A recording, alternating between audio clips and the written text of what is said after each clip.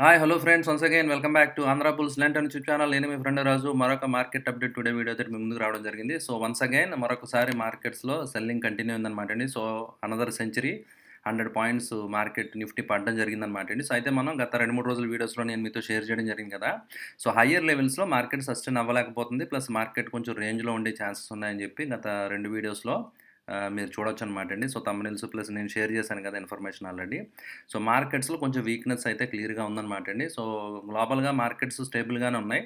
So అయితే అగ్రెసివ్‌గా ఏమి పెరిగినట్టు లేదు గానీ గ్లోబల్‌గా. At the same time so ఇలా కంటిన్యూగా డ్రాప్ అవుతున్నట్టు లేదు. ఓన్లీ ఇన్ ఇండియన్ మార్కెట్స్ మాత్రమే కంటిన్యూగా ఈ కైండ్ ఆఫ్ మనం డ్రాప్ అనేది చూస్తున్నాం అనమాట అండి. సో అయితే మీరు చూస్తే దానికి మెయిన్ రీజన్ ఏంటంటే, one of the reasons FIs continue selling అనమాట అండి.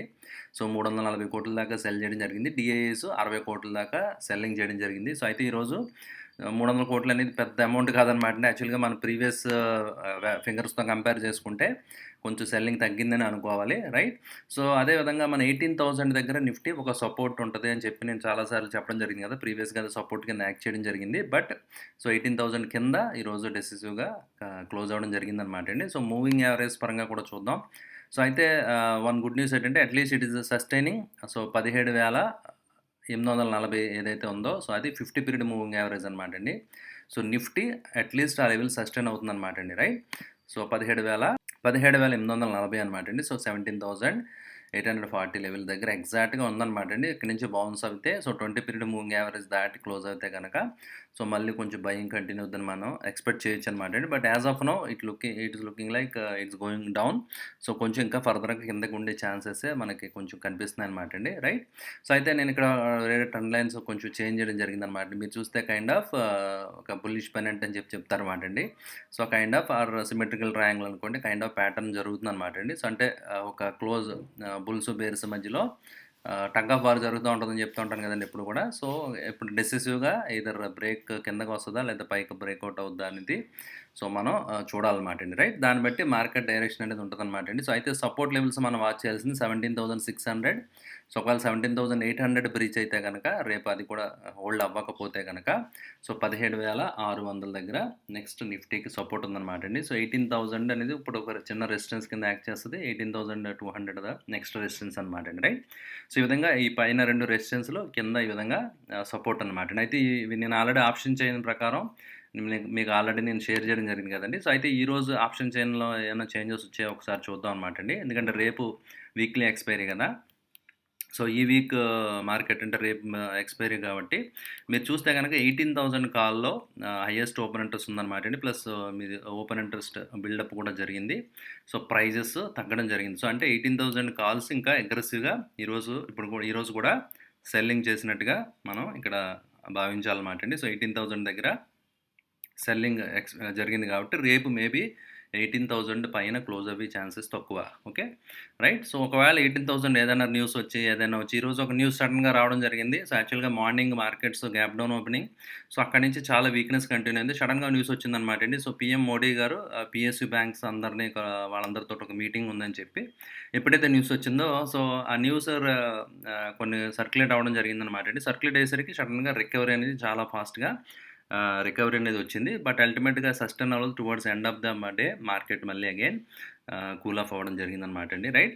సో ఒకవేళ కనుక ఏదైనా ఒక న్యూస్ వచ్చి అలాంటి ఏదన్నా కొంచెం ట్రిగ్గర్స్ వస్తే కనుక సో నెక్స్ట్ వచ్చి మేజర్ 18,100. ఎందుకంటే అప్పుడు 18,000 దగ్గర ఎవరైతే సెల్లింగ్ చేశారో వాళ్ళందరూ పరిగెడతారు కదండీ. They have to buy.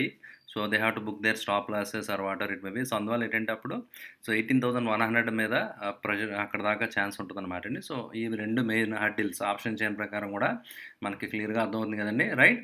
So అయితే మీరు చూస్తే పుట్ సైడ్ చూస్తే కనుక నిన్న మనం అనుకున్నాం కదా ఫ్రెండ్స్, పుట్ అనేది 18,000 ప్లస్ 17,800 అని నేను ప్రీవియస్ ఆప్షన్స్ అని చెప్పాను కదా. అయితే 18,000 దగ్గర అన్వైండింగ్ జరిగిందనమాట అండి. సో 18,000 దగ్గర ఎవరైతే సెల్లింగ్ చేశారో పుట్టు రైటర్స్ అన్వైండింగ్ చేశారన్నమాట. అందుకే మీకు చూస్తే కనుక ఓపెన్ ఇంట్రెస్ట్ తగ్గింది, ప్రీమియమ్స్ పెరిగాయి కాబట్టి. సో 18,000 పుట్టు దగ్గర అన్వైండింగ్ జరిగింది, రైట్? సో అయితే highest open interest as of now 17,800. అంటే రేపు ఎక్స్పైరీ మోస్ట్లీ 17,800 అండ్ 18,000 రేంజ్లో మధ్యలో నుండి ఛాన్సెస్ కనిపిస్తున్నాయన్నమాటండి. అంటే ఒక 100 పాయింట్స్ అటు ఇటు మధ్యలో మన ఎక్స్‌పైరీ రేపు పాసిబిలిటీ ఇట్ ఈస్ లైక్లీ అనమాటండి. రైట్. ఓకే. సో, ఆ విధంగా ఏంటంటే ఆప్షన్ చైన్ బట్టి మనకొక ఐడియా మనకి రావడం జరిగిందనమాట. అయితే బ్యాంక్ నిఫ్టీ విషయానికొస్తే bank Nifty RSI it is going below 40. So, RSI below 40 means it is weakness అనమాటండి. So, at the same time 50 period moving average కూడా బ్రీచ్ అయిపోయిందనమాటండి. సో, నిఫ్టీ అట్‌లీస్ట్ మీరు చూస్తే గనక హోల్డ్ అవుతుందనమాటండి. 20 పీరియడ్ మూవింగ్ యావరేజ్ కింద క్లోజ్ అయింది. But 50 period moving average Nifty hold అవుతుంది. బట్ వేరేజ్ ఈరోజు చూస్తే గనక మీరు bank Nifty 50 period moving average కూడా బ్రేక్ అయిపోయిందనమాటండి. సో, కింద క్లోజ్ అయింది. రైట్. సో, అదేవిధంగా ఏదైతే ట్రెండ్ ఉందో అప్‌వర్డ్ ట్రెండింగ్ ఉందో ఆ ఛానల్ కూడా బ్రేక్ అయిందనమాటండి. సో, ఒకవేళ రేపు గనక సెల్ ఆఫ్ కంటిన్యూ అయితే గనక బ్యాంక్ నిఫ్టీ సో 37,000 రైట్. ఆ లెవెల్ కూడా టెస్ట్ చేసే ఛాన్సెస్ ఉన్నాయన్నమాటండి. సో, 37,200 అండ్ 37,000 సో, ఆ లెవెల్స్ దాకా అక్కడ సపోర్ట్ ఉందన్నమాటండి. అది nothing but 100 period moving average అనమాటండి. ఒక మంచి సపోర్ట్ అది. సో, ఆ సపోర్ట్ లెవెల్ టెస్ట్ చేస్తారా లేదా అనేది రేపు మనం చూడాలన్నమాటండి. రైట్. ఓకే. సో, ఒకవేళ బౌన్స్ అయ్యి రికవర్ అయితే గనక ఇమ్మీడియట్‌గా 20 పీరియడ్ మూవింగ్ యావరేజ్ 39,400 అనేది ఒక రెసిస్టెన్స్ కింద యాక్ట్ చేసే ఛాన్స్ ఉందన్నమాటండి. రైట్. సో, ఇవి లెవెల్స్ అనమాటండి. సో, నిఫ్టీ, బ్యాంక్ నిఫ్టీకి సంబంధించి. అయితే గ్లోబల్ మార్కెట్స్ చెప్పాను కదండీ! గ్లోబల్ మార్కెట్స్‌లో ఎంత అగ్రెసివ్‌గా ఎక్కడ లేదనమాటండి. జస్ట్ 0.51% లోపే. సో, అగ్రెసివ్ సెల్లింగ్ గాని, అగ్రెసివ్ వీక్‌నెస్ కానీ అలా ఏం లేదనమాటండి. బట్ ఓవరాల్‌గా నిన్న మొన్న వీడియోస్‌లో నేను షేర్ చేశాను కదండీ! So, dollar index strength pick up అవుతుంది. Okay. So, that indicates gold పెరుగుతుంది. ఇవన్నీ ఇండికేషన్ ఏంటంటే సో, వీక్‌నెస్ ఉంది మార్కెట్స్‌లో కరెక్షన్ ఛాన్సెస్ ఉన్నాయని ఇవి ఇండికేట్ చేయడం జరుగుతుందనమాట. రైట్. సో, అయితే ఈరోజు మార్కెట్‌లో మనం చూస్తే గనక సో, నిఫ్టీ అనేది మనకు నెగెటివ్‌గా ఉంది. సో, ట్రెండ్ కొంచెం సైడ్ వేస్ నుంచి నెగెటివ్‌గా ఉన్నట్టుగా ఉంది కదా! ఇక్కడ మీరు చూడొచ్చనమాటండి. వేరేజ్ మిడ్ క్యాప్స్‌లో కూడా సేమ్ సిమిలర్ ప్యాటర్న్ ఉంది. బట్ స్మాల్ క్యాప్స్ కొంచెం ఈరోజు పెరిగినట్టుగా మనం ఇక్కడ ఈరోజు ఈ చార్ట్‌ని బట్టి మనకు అర్థమవుతుందనమాటండి. రైట్. సో, అయితే సెక్టర్స్ చూసేద్దాం. సెక్టర్ చూసినప్పుడు మనకు ఐడియా వస్తది కదా! ఏ సెక్టర్ అవుట్ పెర్ఫార్మ్ చేసింది, ఏ సెక్టర్ అండర్ పెర్ఫార్మ్ చేసిందో చూద్దాం. So, one more time so, Nifty auto outperform చేయడం జరిగింది. సో, చిప్స్ షార్టేజ్ ఏదైతే ఉందో సెమీ కండక్టర్ షార్టేజ్ అనేది ఆల్మోస్ట్ ఇష్యూ ప్రాబ్లమ్ నార్మలైజ్ అయిపోతుంది. ఇష్యూ ఉండకపోవచ్చు అన్నట్టుగా న్యూస్‌లు వస్తున్నాయన్నమాటండి. సో, అందువల్ల maybe so, it is already out of woods అనమాటండి. సో, ఆ ఇష్యూ సాల్వ్ అయితే గనక సో, ఆటోమొబైల్ మళ్ళీ స్టాక్స్ పెరిగే ఛాన్సెస్ ఉన్నాయి. రైట్. సో, స్మాల్ క్యాప్ చూసారు కదా! సో, ఇందాక మనం చూసాం కదండీ! స్మాల్ క్యాప్ అవుట్ పెర్ఫార్మ్డ్ అనమాటండి నిఫ్టీతో పోల్చుకుంటే. వేరేజ్ మిడ్ క్యాప్ అంత పెర్ఫార్మ్ చేయలేదు. స్మాల్ క్యాప్ అవుట్ పెర్ఫార్మ్ చేయడం జరిగింది. సో, అండర్ పెర్ఫార్మ్ చేసినయి ఏంటి రియాల్టీ ఆల్మోస్ట్ 2% అనమాటండి. ఫార్మా, బ్యాంక్ నిఫ్టీ ఇవన్నీ కూడా సో, ఈరోజు అండర్ పెర్ఫార్మ్ చేయడం జరిగింది. అంటే బ్యాంక్ నిఫ్టీ డ్రాగ్ చేయడం జరిగిందనమాటండి. సో, నిఫ్టీని. So, moreover index heavyweights like Reliance అవి కూడా మీరు చూస్తే గనక స్టాక్స్ కొంచెం వీక్‌నెస్ ఉంది కాబట్టి సో, అవన్నీ కంట్రిబ్యూటింగ్ ఫ్యాక్టర్స్ అనమాటండి. సో, మార్కెట్స్ పడడానికి. రైట్. సో, రిలయన్స్ అనేది గత 3 రోజుల్లో డ్రాస్టిక్‌గా పడిపోవడం జరిగింది. సో, రిలయన్స్‌లో కూడా మీరు చూడొచ్చనమాటండి. Kind of head and shoulder kind of pattern మనకు కనిపిస్తుందనమాట. కొంచెం ఎగ్జాక్ట్ కాకపోయినా similar kind of pattern. Right.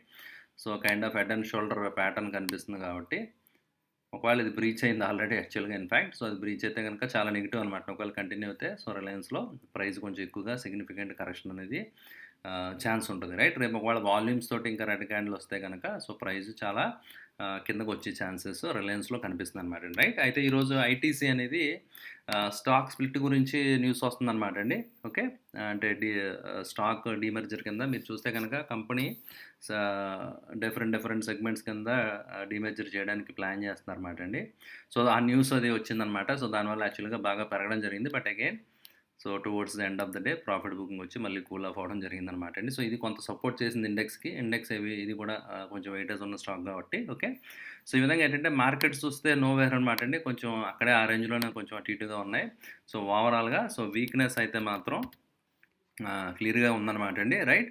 So, అందువల్ల ఏంటంటే కొంచెం కాషన్‌గా ఉండండి. మీ స్టాప్ లాస్‌లు ఏమన్నా ట్రిగ్గర్ అయితే మాత్రం స్టాప్ లాస్‌ల కింద ప్రైస్ క్లోజ్ అవుతుందన్నప్పుడు సో, మీరు ఎగ్జిట్ అయ్యి ప్రాఫిట్స్ తీసుకోవడం మంచిదనమాటండి. సో, ఒకవేళ మీ స్టాక్స్ టార్గెట్స్ దగ్గరలో ఉంటే పార్షియల్ ప్రాఫిట్ బుకింగ్ కూడా అడ్వైజబుల్ అనమాటండి. క్యాష్ రెడీగా పెట్టుకుంటే ఏదన్నా కరెక్షన్ వచ్చినప్పుడు మనకి ఎంట్రీకి మంచి ఆపర్చునిటీస్ ఉంటాయన్నమాటండి. రైట్. సో, అయితే ఈరోజు స్టాక్ ఐడియాస్ ఏం లేవనమాటండి. సో, నేను చూసాను గానీ నా అంత ఎఫెక్టివ్‌గా ఉన్నట్టుగా ఏమి అనిపించలేదు. ఓకే. సో, అందువల్ల I'm not sharing any stock ideas ఈరోజు. అదేవిధంగా కామెంట్స్‌లో కూడా ఎవరేం క్వెషన్ అడగలేదు కాబట్టి right. So, with this let me conclude friends. So, thank you for watching the video. So, Andhra Bulls లంటన్ యూట్యూబ్ ఛానల్ ఇంకా ఎవరైనా సబ్స్క్రైబ్ చేయకపోతే సబ్స్క్రైబ్ చేయండి. మీ ఫ్రెండ్స్‌కి, రిలేటివ్స్‌కి అందరికీ తప్పకుండా మన ఛానల్ గురించి తెలియజేయండి. Thank you for watching the video. Bye.